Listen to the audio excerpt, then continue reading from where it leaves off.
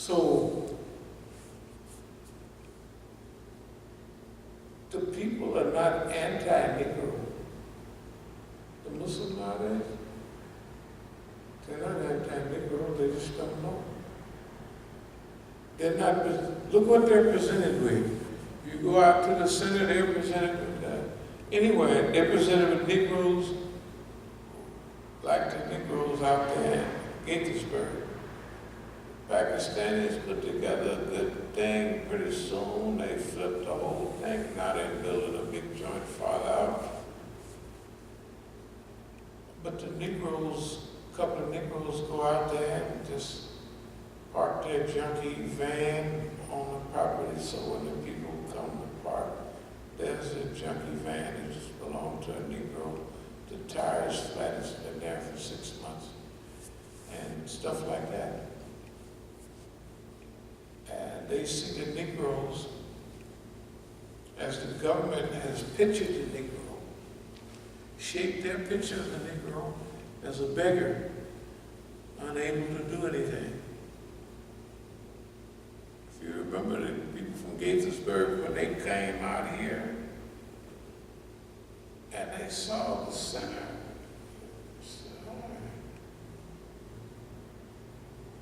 okay, fully owned by Negroes. I said, yeah, that's property around.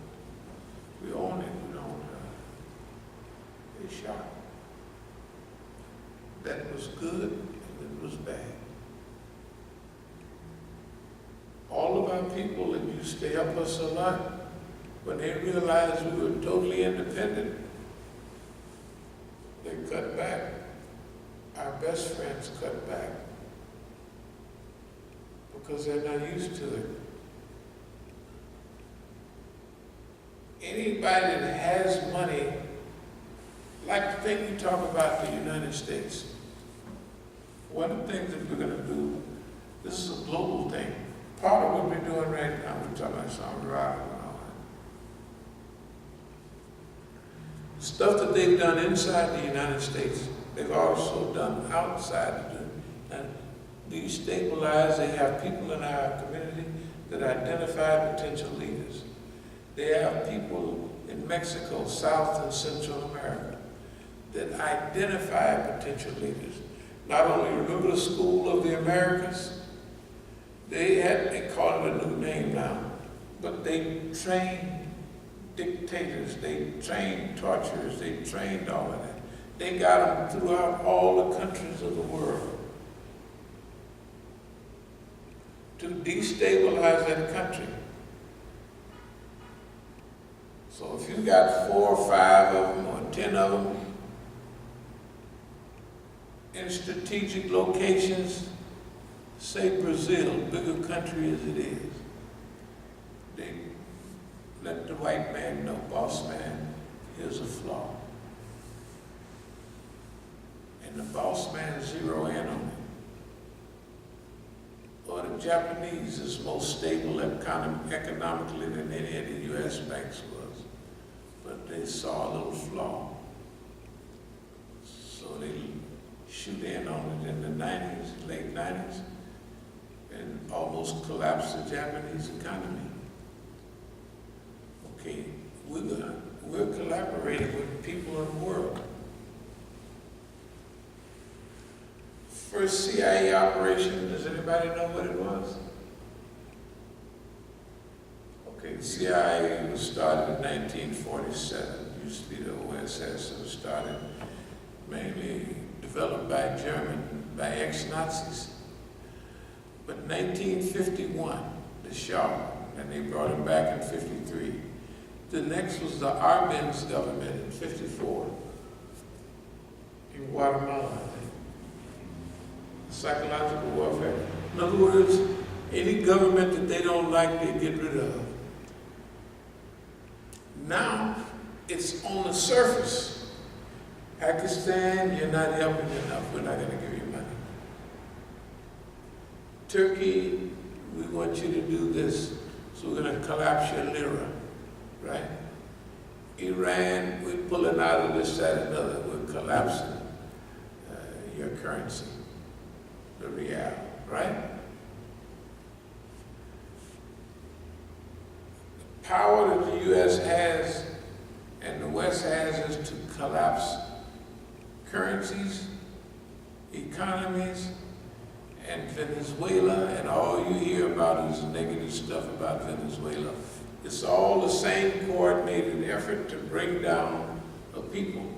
They tried that in 2009 on Iran, to break all, you listen to the news, you think Iran is finished. If you listen to the news in 1980, when the war started, you say Iran is finished.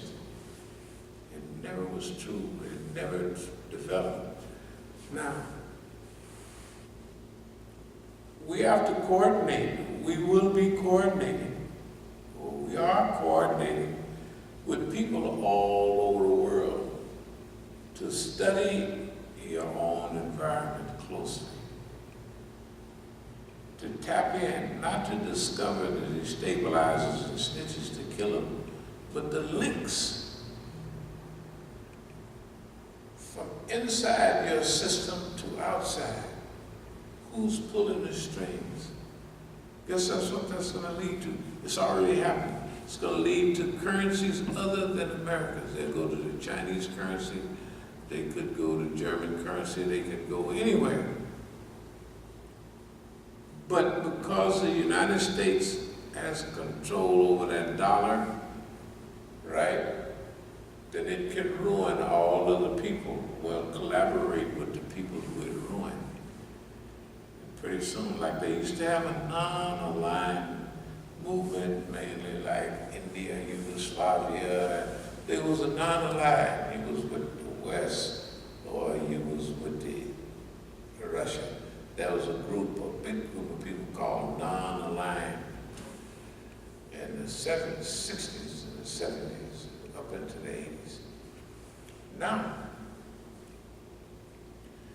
we're going to tap into all of that. We're going to teach what happened to us. Now, does this happen to you? See, all you do is line out the pattern and then show. Do you see any of that happening? Of course they do. Then they'll be able to identify, which now is on the surface. But there will be a global cooperation between people who have, we got friends on our side now. Malaysia, they did, Mutahid is back in power. Anwar Ibrahim is back out of the penitentiary from the sodomy cases, which never existed. But anyway, everything, all around the world, you got to remember, all around the world, people don't lack. You got to remember, they moved on Turkey. They're moving on China. They're moving on all their allies even. But they're moving on people. They move on Turkey. They move on Iran. Right? They move on that whole region. All our people are held up. None of us are collapsing. All of them are collapsing. In conjunction, we know boss man from the inside. As we teach the world what our problems have been or what our encounters with and our habitual behavior with them and against us, they're going to see the same thing and they'll point out all of that. So, too many things coming our way. All of them are good. Little fitna don't hurt nobody. So, are there any questions, any comments? So in other words, basically, they don't want no competition. They want to eliminate all competition. In order for them to stay on top, they have to keep you poor. Remember, Iran, if you have a basket of food, it's a threat. Anybody that can eat, can feed themselves, they're a threat. Yemen is a threat.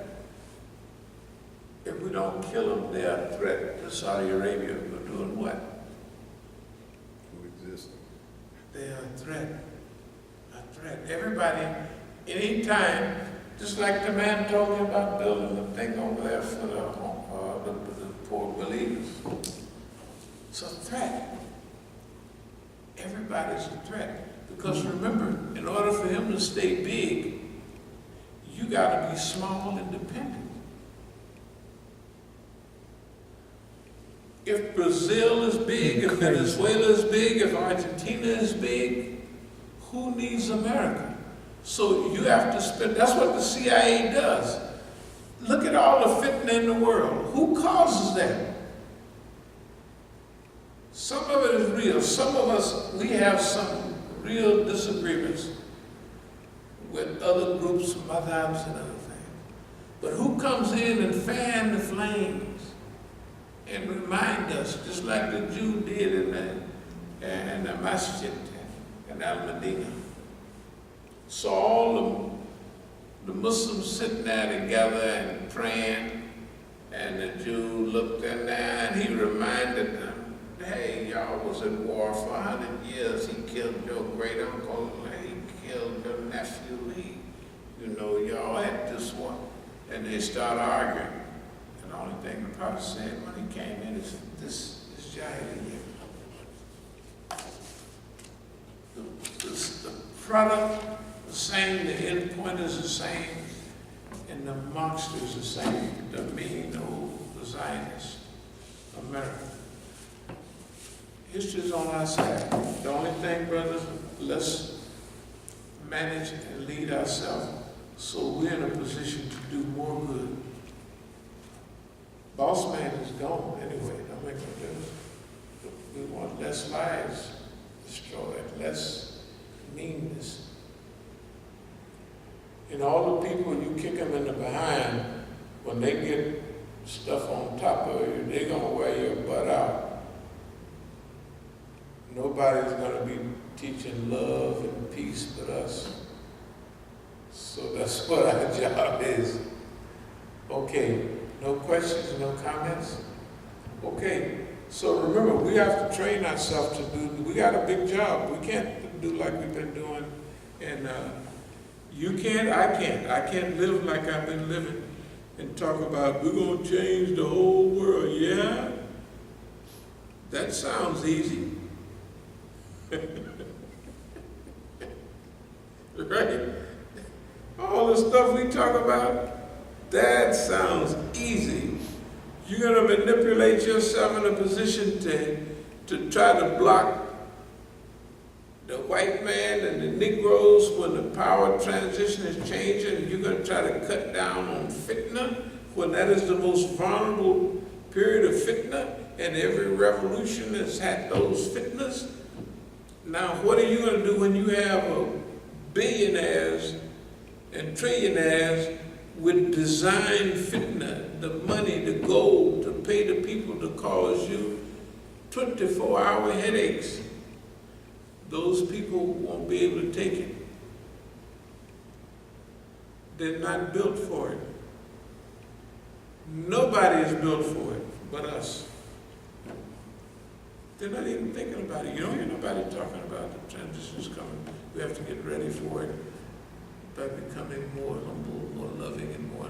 And what are they going to do during that period? I haven't heard not one single lecture from C-SPAN, from the University of Muckety-Muck, nowhere on the internet talking about this transition period, which is the most crucial period in world history because it includes everybody.